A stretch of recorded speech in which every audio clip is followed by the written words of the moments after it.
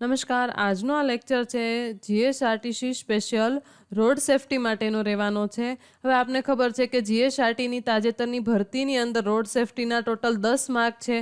તો આ વિડીયોની અંદર આ 10 માર્ક છે એ તમને અહીંથી અચૂકથી કવર થઈ જશે, પરંતુ એક જ શરત ઉપર કે વિડીયોને સ્કીપ કર્યા વગર એન્ડ સુધી જોજો કે જેથી કરીને તમારો એક પણ માર્ક છે એ માઇનસ ન જાય. અને હા વિદ્યાર્થી મિત્રો, વિડીયો બનાવવા પાછળની મારી અથાગ મહેનત હોય છે. તો ચેનલ પર વ્યૂ તો આવે છે પરંતુ લાઇક અને કમેન્ટ નથી આવતા. તો વિડીયો ગમે તો વિડીયોને લાઇક કરો, તમારા ફ્રેન્ડ સર્કલમાં શેર કરો અને ચેનલ પર નવા હો તો ચેનલને જરૂરથી સબસ્ક્રાઈબ કરો. તો હવે આપને ખ્યાલ છે કે રોડ સેફટીની અંદર પહેલો ટોપિક આવશે માઇલસ્ટોન. હવે આ માઇલસ્ટોન છે એ શું હોય છે? તો કે માઇલસ્ટોન મતલબ કે રસ્તા પર મૂકવામાં આવતો પથ્થર છે. હવે આ પથ્થર અથવા તો જે માઇલસ્ટોન છે એમનું કામ શું છે? તો કે જે મુસાફરો છે કે જે માર્ગ પર મુસાફરી કરે છે તેમને રસ્તો, અંતર અને રોડ વિશેની જે કાંઈ માહિતી છે એ પૂરી પાડવાનો. હવે માઇલસ્ટોનની ઉપર કેવી કેવી વિગતો દર્શાવવામાં આવે છે? તો કે આપણે એક જગ્યાએથી બીજી જગ્યાએ જવું છે તો જે આગળનું નેક્સ્ટ સ્ટોપ અથવા તો કે જે કાંઈ સ્થળ છે તેમનું નામ દર્શાવવામાં આવે છે. પછી એ સ્થળ સુધીનું અંતર કેટલું છે એ દર્શાવવામાં આવે છે.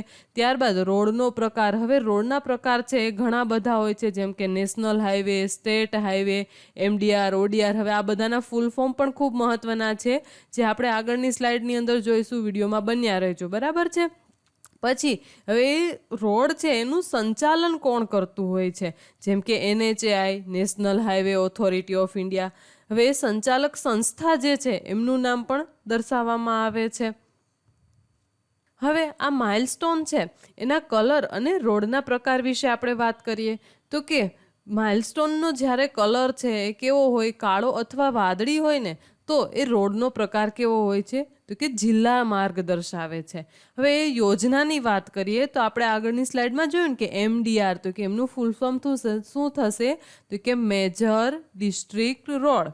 અને ODR મતલબ અધર ડિસ્ટ્રિક્ટ રોડ. જ્યારે મેજર ડિસ્ટ્રિક્ટ રોડ અને અધર ડિસ્ટ્રિક્ટ રોડ હોય ત્યારે રોડનો પ્રકાર આવશે જિલ્લા માર્ગ અને માઇલસ્ટોનનો કલર આવશે કાળો અથવા તો વાદળી. હવે તમે મારી સાથે સાથે આ ઇન્ફોર્મેશન છે એ તમે લખતા જજો. તમે બુક અને પેન સાથે રાખજો કે જેથી કરીને છે એ પરીક્ષાની અંદર અહીંથી તમારા માર્ક છે રોડ સેફટીના એ અચૂકથી કવર થઈ જ જશે અને પૂછાય તો પણ તમને સીધી બ્લિંક થાય. પછી માઇલસ્ટોનનો રંગ આવશે નારંગી અને કેસરી. બે રંગના જ્યારે માઇલસ્ટોન દેખાય ને ત્યારે ગ્રામ્ય માર્ગ કહેવામાં આવે છે. હવે આ ગ્રામ્ય માર્ગ છે એ કઈ યોજના હેઠળ બનાવવામાં આવે છે? તો કે PMGSY. હવે આમનું ફૂલ ફોર્મ શું છે? તો કે પ્રધાનમંત્રી ગ્રામ સડક યોજના. હવે ગામડાની અંદર આપણે ઘણી વખત જઈએ છીએ ને ત્યારે આપણે આ બે કલરના છે એ માઇલસ્ટોન જોવા મળે છે. હવે પીળા માઇલસ્ટોનની વાત કરીએ તો એ રાષ્ટ્રીય ધોરીમાર્ગ દર્શાવે છે. હવે રાષ્ટ્રીય ધોરીમાર્ગ એટલે કેવો? તો કે નેશનલ હાઈવે NH. પછી લીલો કલર છે જે માઇલસ્ટોનનો એ દર્શાવે છે રાજ્ય ધોરીમાર્ગ.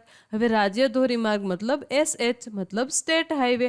આ ફૂલ ફોર્મ પણ ખૂબ મહત્વના છે, કેમ કે ફૂલ ફોર્મ છે એ અગાઉ ડ્રાઈવરની જે 2024ની એક્ઝામ હતી એની અંદર પૂછાયેલા છે. હવે આપણે માઇલસ્ટોન છે એ રાષ્ટ્રીય ધોરીમાર્ગ પર મુસાફરી દરમિયાન કોઈ પણ ઇમરજન્સી અથવા તો માર્ગ સંબંધિત જ્યારે સમસ્યા માટે છે 1033 જે ટોલ ફ્રી હેલ્પલાઇન છે એના પર આપણે સંપર્ક કરી શકીએ છીએ. હવે આ 1033 પર સંપર્ક ક્યારે કરવો? કે જ્યારે રસ્તા પર ખૂબ નાનો એવો ખાડો હોય ત્યારે નહીં હો, રસ્તા પર ખૂબ મોટા ખાડા દેખાય અથવા તો રસ્તાનું નુકસાન અથવા તો જાળવણી સંબંધિત આપણે જો કોઈ ફરિયાદ કરવી હોય તો પણ આપણે આમનો સંપર્ક કરી શકીએ છીએ. પછી નેશનલ હાઈવેનું સંચાલન છે મુખ્યત્વે કોણ કરે છે? તો કે national highway authority of India કરે છે. જ્યારે મોરથન મતલબ કે ministry off road transport and highway દ્વારા પણ કરવામાં આવે છે. એમનું સંચાલન છે મોસ્ટલી NH જ કરે છે, પરંતુ ક્યારેક મોરથન દ્વારા પણ કરવામાં આવે છે. હવે SH, MDR અને ODRનું સંચાલન છે એ પણ સામાન્ય રીતે સંબંધિત રાજ્ય સરકારના PW ડિપાર્ટમેન્ટ દ્વારા કરવામાં આવે છે. PWD મતલબ કે પબ્લિક વર્ક ડિપાર્ટમેન્ટ દ્વારા કરવામાં આવે છે. કયા કયા? તો કે સ્ટેટ હાઈવે, પછી MDR અને ODR જે છે એમનું સંચાલન કોના દ્વારા કરવામાં આવે છે? જે તે રાજ્યનો PWD ડિપાર્ટમેન્ટ હોય એમના દ્વારા કરવામાં આવે છે. જો અહીંયા કન્ફ્યુઝ નહીં થતા. હવે પછી આપણે નંબર પ્લેટની વાત કરીએ તો કે ભારતીય વાહનની જે નંબર પ્લેટ. હવે નંબર પ્લેટનું એક સ્ટાન્ડર્ડ ફોર્મેટનું જો મેં તમને અહીં એક ઉદાહરણ આપ્યું છે. હવે આ ઉદાહરણની અંદર આપણે સમજતા જઈએ કે GJ, જો અહીંયા આ ઉદાહરણની અંદર શું આપ્યું છે? GJ. GJ મતલબ કે જે તે રાજ્યનો કોડ. હવે અહીંયા આપણે ગુજરાત છે એટલે મતલબ કે ગુજરાતનો G. હવે અહીં આ જ જગ્યાએ આપણે RJ હોય તો અહીંયા આપણે RJ મતલબ શું થશે? તો કે રાજસ્થાન થશે ને, જોયું હશે ને તમે લોકોએ પણ. પછી 12 છે, GJ12. હવે આ 12 છે એ શું છે? તો કે જિલ્લાનો અથવા તો RTO કોડ કહી શકીએ આપણે. પછી શું છે? તો કે DL. હવે આ DL છે એ શું છે? તો કે સિરીઝના અક્ષરો દર્શાવે છે. અને ત્યારબાદ શું આવે છે? આ એક એક્ઝામ્પલ છે 9443. હવે આ 9443 છે અનન્ય રજિસ્ટ્રેશન નંબર દર્શાવે છે. હવે આ થયું ભારતીય વાહન નંબર પ્લેટનું જે કંઈ ફોર્મેટ છે એ કંઈક આ રીતે હોય છે. સમજાય છે ને? હવે એવી જ રીતે છે અલગ અલગ વાહનની અંદર અલગ અલગ નંબર પ્લેટના કલર પણ જોવા મળે છે. તો હવે આપણે એ કલર પ્રમાણે છે વાહન હવે આપણે ભારતીય વાહન નંબરનું જે રંગ પ્રમાણેનું વર્ગીકરણ છે એ આપણે એક આ ટેબલ દ્વારા સમજીએ કે જેથી કરીને છે એ તમને યાદ રાખવું સરળ બને ને એટલા માટે મેં છે ને તમને ટેબલ દ્વારા સમજાવવાની કોશિશ કરી છે અહીં. હવે નંબર પ્લેટનો રંગ આપણે પહેલાં જોઈશું, પછી એ પ્લેટની અંદરના જે અક્ષરો છે એ જોઈશું, એમના પ્રકાર અને એમનો ઉપયોગ શું થાય છે ને એ જોઈશું. હવે અહીં સફેદ રંગની નંબર પ્લેટ હોય ત્યારે એની અંદર કેવા અક્ષરો હોય છે? તો કે કાળા રંગના અક્ષરો હોય છે. તો હવે એક એવું વાહન છે કે જેની અંદર સફેદ રંગની નંબર પ્લેટ છે અને એની અંદર છે એ કાળા રંગના અક્ષરોથી લખેલું છે. તો હવે એ કયા પ્રકારનું વાહન ગણાશે? તો કે ખાનગી પ્રકારનું વાહન ગણાશે. હવે આ ખાનગી પ્રકારની વાહન છે એમનો ઉપયોગ કેવો હોય છે? તો કે આ તો આપણો પર્સનલ હોય છે, જેમ કે કાર અને બાઇક છે એ આપણે આ રીતે જોવા મળે છે.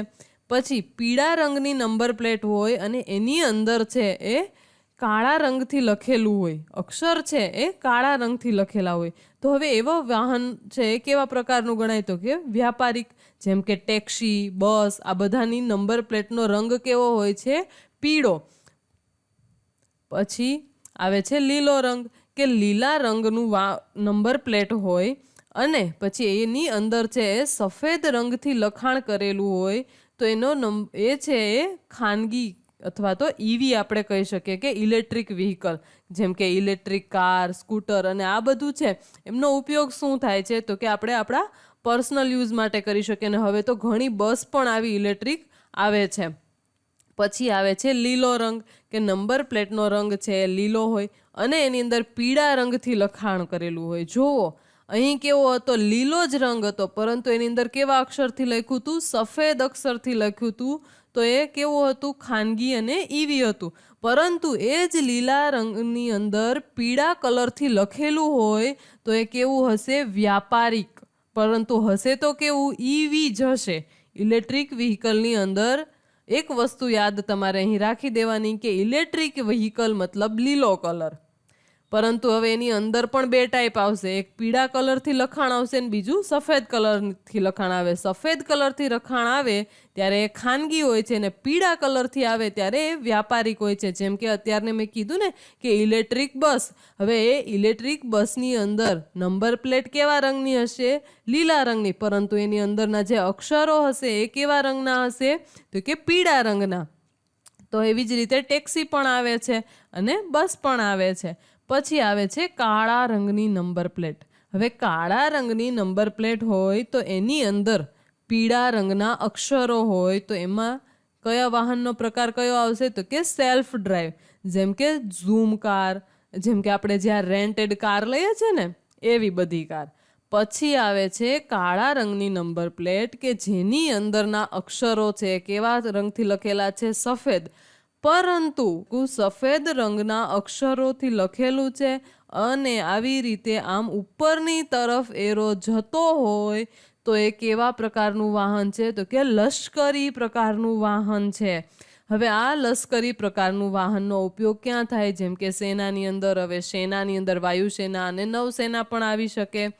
પછી વાદળી રંગનું વાહન હોય અને એની અંદર સફેદ અક્ષરથી લખેલું હોય તો એ વાહન કેવું આવશે? તો કે રાજદ્વારી. હવે આ રાજદ્વારી વાહનનો ઉપયોગ કેવી રીતે થશે? તો કે UN, DC અને CC જેમ કે વિદેશી દૂતાવાસની અંદર એમનો ઉપયોગ થાય છે. ત્યારબાદ આવે છે લાલ રંગની નંબર પ્લેટ અને એની અંદર પણ સફેદ રંગના અક્ષરોથી લખ્યું હોય તો એ વાહનનો પ્રકાર આવશે કામચલાઉ. કામચલાઉ મતલબ કે ટેમ્પરરી, કે 1 મહિના પૂરતું છે એ ટેમ્પરરી રજિસ્ટ્રેશન છે એ કરાવેલું હોય છે RTOમાંથી. બરાબર છે? ખ્યાલ આવે છે ને અહીં સુધી? પછી આવે છે છેલ્લું લાલ રંગનું.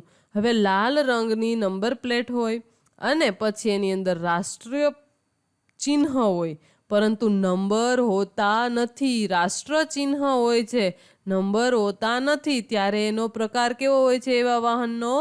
કે VIP પ્રકાર હોય છે. અને જેમ કે રાષ્ટ્રપતિ અને રાજ્યપાલની જે પણ કાર છે એની અંદરની નંબર પ્લેટ કેવી હશે? લાલ રંગની. પરંતુ એની અંદર કોઈ નંબર હશે નહીં અને એની અંદર છે રાષ્ટ્ર ચિહ્ન હશે. તો ચલો તમે મને કમેન્ટ સેક્શનની અંદર કહો કે આપણું રાષ્ટ્ર ચિહ્ન છે એ કયું છે? ચલો જરૂરથી મને કમેન્ટની અંદર કહેજો ને. ચલો પછી અહીં સુધી તમને ક્લિયર છે ને? પછી આપણે ભારતીય વાહન નંબરની અંદર આગળ વધીએ કે હવે આ ભારતીય વાહન નંબરનો ઉપયોગ પ્રમાણે આપણે વર્ગીકરણની વાત કરીએ તો કે ખાનગી વાહનો. હવે ખાનગી વાહનની અંદર પણ નંબર પ્લેટનો રંગ, તેમના અક્ષર અને ઉપયોગની વાત કરીએ તો હવે નંબર પ્લેટનો રંગ છે જ્યારે સફેદ હોય અને એમની અંદર કાળા રંગના અક્ષરોથી જ્યારે લખેલું હોય તો એમનો ઉપયોગ છે પેટ્રોલ, ડીઝલ કાર, બાઇક. અને એમનું ઉદાહરણ છે આપણે આગળ જોયું ને કે GJ12 આ ઉદાહરણ છે એને પણ આપણે સમજ્યું છે. પછી લીલા રંગની નંબર પ્લેટ હોય અને એમાં પણ સફેદ રંગથી લખેલું હોય તો એ કેવું હોય છે? ઇલેક્ટ્રિક કાર અથવા તો સ્કૂટર હેને. અને બસ પણ આવે છે. પછી લાલ રંગની હોય નંબર પ્લેટ અને એની અંદર સફેદ રંગથી અક્ષર લખેલા હોય તો એમાં આવશે 1 મહિનાનું કામચલાઉ રજિસ્ટ્રેશન. હવે આપણે ભારતીય વાહન નંબર કે જેને એક આપણે ખાનગી પ્રકાર જોયો અને હવે આપણે બીજો વ્યાપારિક અથવા તો કોમર્શિયલ વાહનોનો પ્રકાર જોઈએ કે જેની અંદર નંબર પ્લેટનો રંગ છે એ પીળો હોય અને અક્ષરો છે એ કાળા રંગથી લખેલા હોય તો એ વાહન કેવું, કયા પ્રકારનું હશે? તો કે ટેક્સી, ટ્રક, બસ, ઓટો. હવે આ બધા વાહનો છે એની અંદર કેવા નંબર પ્લેટ હોય છે? તો કે પીળો રંગ એની નંબર પ્લેટનો હોય અને કાળા રંગથી એમના અક્ષરો છે એ લખેલા હોય છે.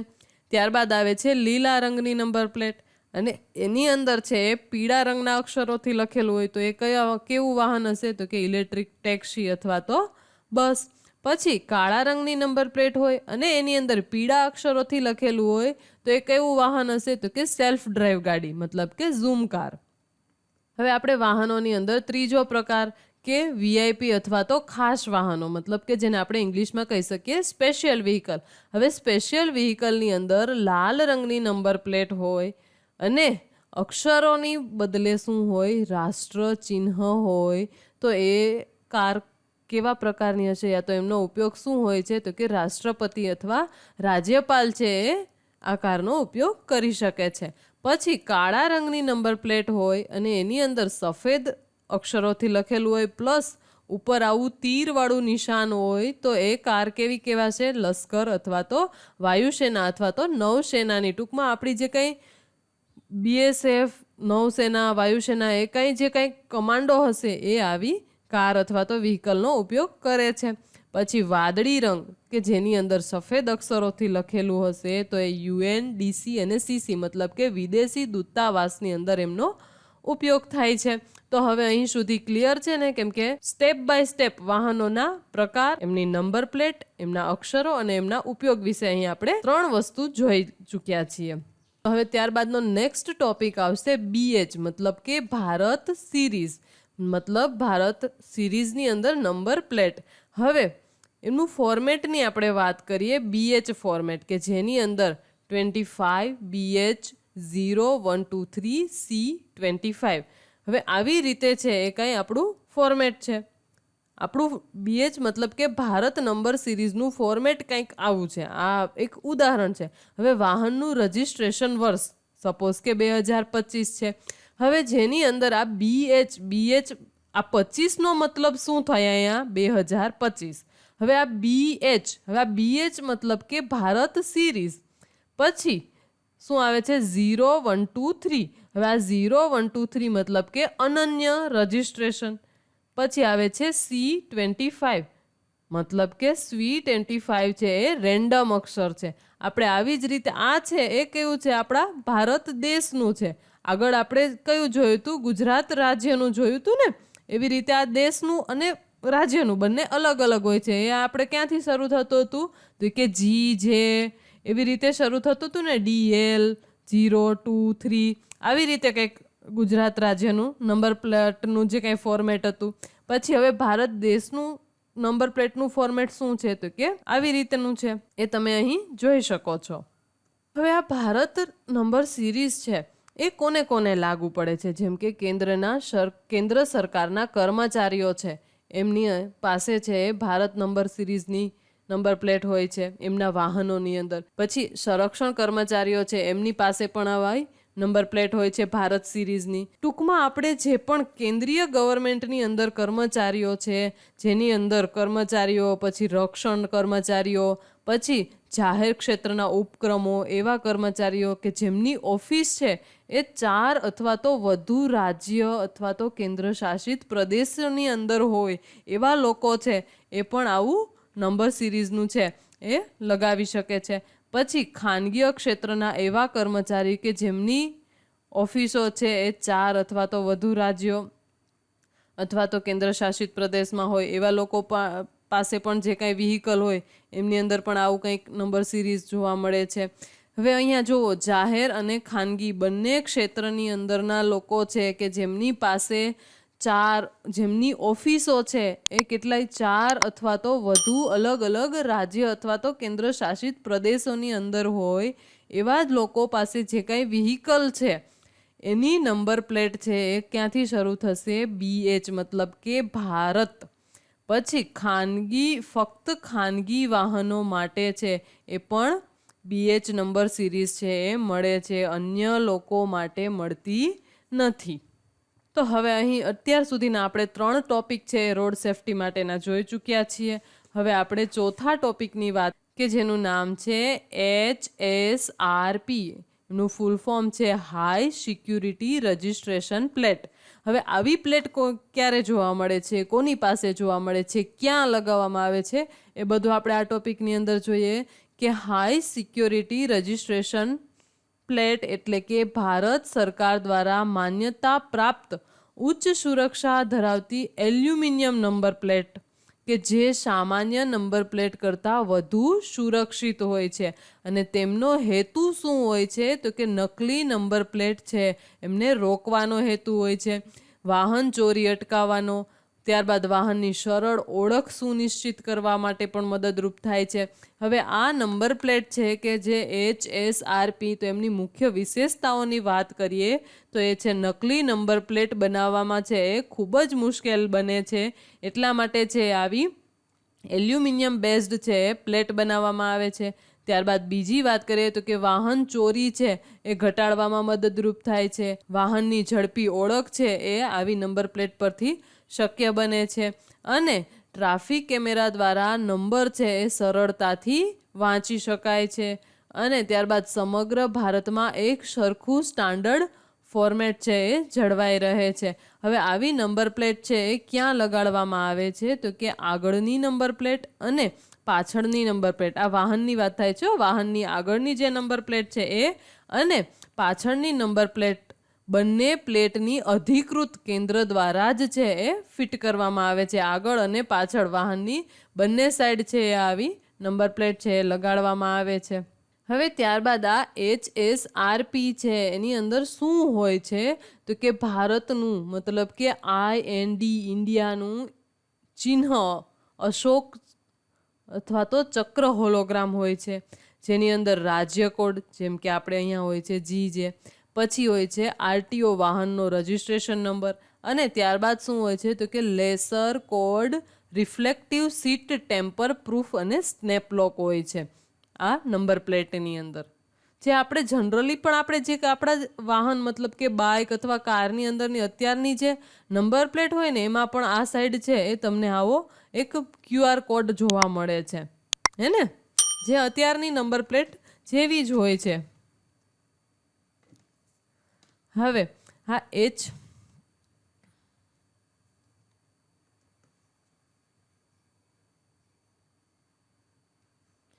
ત્યારબાદ આ HSRP અને સામાન્ય નંબર પ્લેટ વચ્ચેનો તફાવત શું છે ને એ આપણે જોઈએ. તો હવે અહીંયા આ બાજુ જુઓ, મેં સામાન્ય નંબર પ્લેટ વિશે વાત કરી છે અને આ બાજુ HSRP વિશે વાત કરી છે. હવે આપણી સામાન્ય નંબર પ્લેટ છે જનરલી કેવી શેની બનેલી હોય છે? તો કે આયર્ન, એક્રેલિક અને ફાઇબરની બનેલી હોય છે.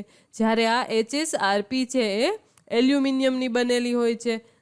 અને સામાન્ય નંબર પ્લેટ છે એની સરળતાથી શું થઈ શકે છે? નકલ છે એ થઈ શકે છે. પરંતુ આ HSRPની નકલ કરવી મુશ્કેલ છે. પછી આની અંદર છે સામાન્ય નંબર પ્લેટની અંદર કોઈ પણ હોલોગ્રામ છે એ નથી હોતો. પરંતુ આ HSRPની અંદર શું હોય છે? અશોક ચક્રનો હોલોગ્રામ છે એ લગાડેલો હોય છે. અને સામાન્ય નંબર પ્લેટની અંદર લેસર કોડ પણ નથી હોતો. પરંતુ આ HSRPની અંદર લેસર યુનિક કોડ હોય છે. અને ત્યારબાદ આ છે સામાન્ય સ્ક્રૂ હોય છે. આ સામાન્ય નંબર પ્લેટની અંદર સામાન્ય સ્ક્રૂ હોય છે, જ્યારે આ HSRPની અંદર ટેમ્પર પ્રૂફ સ્નેપ લોક હોય છે.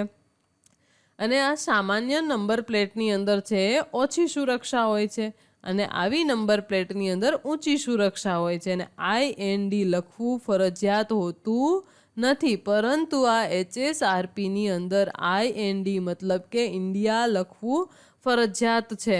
હવે આવી નંબર પ્લેટ છે અત્યારે આપણે બધાએ જોયેલી જ હોય છે, કેમ કે આપણા વાહનોની અંદર અત્યારના જે રિસેન્ટ વાહનો છે ને એની અંદર અત્યારે આવે જ છે.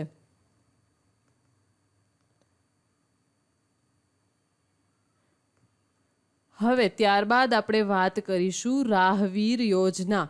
હવે રાહવીર યોજના છે ભારત સરકારના રોડ ટ્રાન્સપોર્ટ અને હાઈવે મંત્રાલય, કે જેને આપણે કહી શકીએ ministry off road transport and highway મતલબ કે મોરથન. હવે ગવર્મેન્ટ ઓફ ઇન્ડિયા દ્વારા પુરસ્કૃત યોજના છે. અને જે આ યોજના છે એ 100% કેન્દ્રીય યોજના છે. અને આ યોજનાનો દરેક જિલ્લામાં અમલ કરવા અને અમલીકરણ માટે 2 સ્તરીય કમિટી હોય છે. એમાં પહેલા સ્તરીય કમિટીની વાત કરીએ તો એ છે જિલ્લા અથવા તો શહેર સ્તરીય મૂલ્યાંકન કમિટી, અને બીજી કમિટી રાજ્ય સ્તરીય મૂલ્યાંકન કમિટી.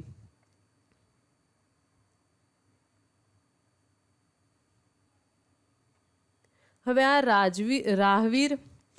આ રાહવીર યોજના કે જિલ્લા અથવા શહેરી અને રાજ્ય સ્તરની મૂલ્યાંકન કમિટીઓની વાત કરીએ તો કમિટીની અંદર પહેલા સેશનની અંદર હોદ્દો, ત્યારબાદ શહેર સ્તરીય કમિટી જેમ કે અમદાવાદ, વડોદરા, રાજકોટ અને સુરત, મતલબ કે આ બધી મહાનગરપાલિકાઓ છે એમની અંદરની આ કમિટી, હા મહાનગરપાલિકા છે એમની અંદર આ યોજના છે કેવી રીતે કાર્યરત છે.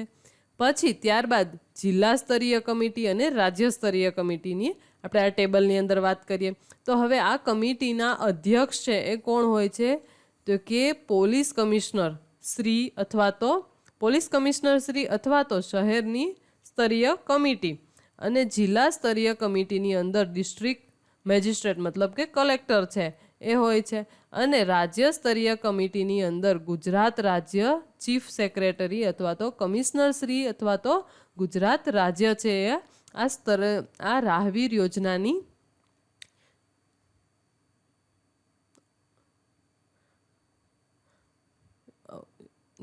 યોજનાના અધ્યક્ષ હોય છે.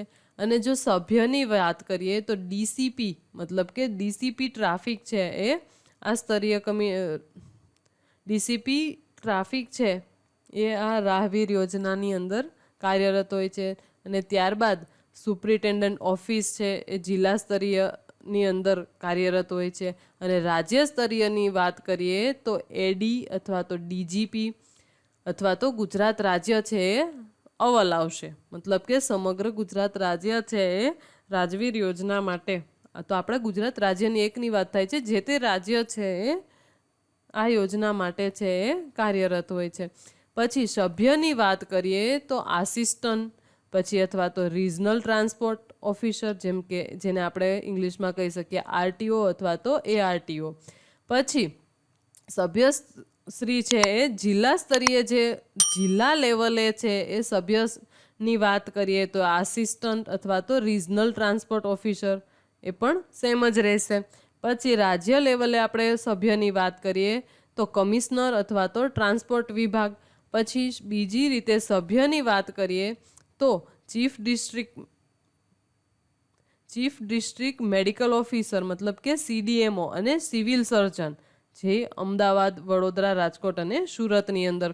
પછી જિલ્લા સ્તરીય લેવલે વાત કરીએ સભ્યની તો એ પંચાયત વિભાગ, પછી ચીફ ડિસ્ટ્રિક્ટ મેડિકલ ઓફિસર અને સિવિલ સર્જન તથા તો મેડિકલ સુપ્રિન્ટેન્ડન્ટ સિવિલ. હવે આવું શું કામે આવું મતલબ કે અહીં આપણે જોવો કે મેડિકલ ઓફિસર અને GSRTCને શું લાગે વળકે, તો આવું એટલા માટે કે સપોઝ કે આ કોઈ GSRTC છે એનું એક્સિડન્ટ થાય તો એની અંદર બેઠેલા મુસાફરોનું જીવ બચાવવાનું કાર્ય કોનું છે, તો કે મેડિકલ ઓફિસરનું. ને મેડિકલ ઓફિસર કોણ હોય, તો કે જે તે જિલ્લાની અંદર છે એ જે તે CDMO હોય.